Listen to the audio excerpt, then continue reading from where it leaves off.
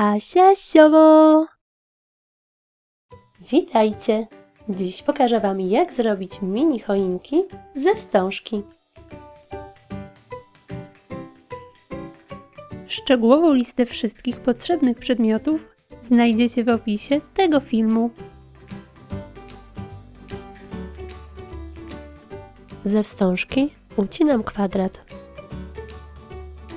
Składam na pół. Następnie rogi składam na dół. Zawijam do tyłu. Róg opalam i zaciskam. Odcinam tył i opalam obydwie części. Zaciskam. Potrzebuję 10 takich płatków. Robię też płatki dwukolorowe. Składam każdy kwadrat na pół, nakładam na siebie i dalej postępuję już tak, jak przy pojedynczym płatku.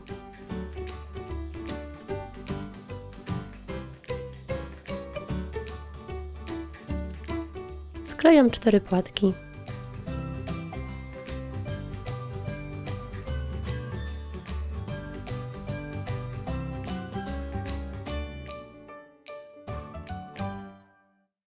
Następnie sklejam zestawy po 3.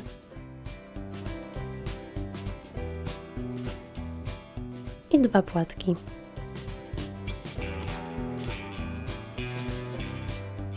Sklejam w całość.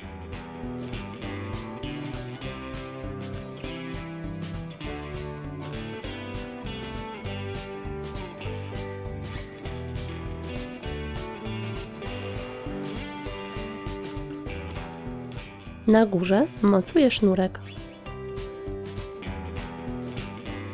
Maskuję go gwiazdką. W płatkach przyklejam koraliki.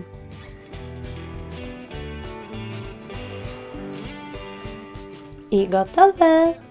Z takich choinek możecie zrobić świąteczną girlandę bądź powiesić je jako osobną dekorację.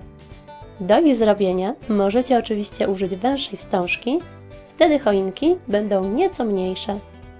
Gorąco zapraszam na kolejne filmiki. Pozdrawiam! Pa, pa!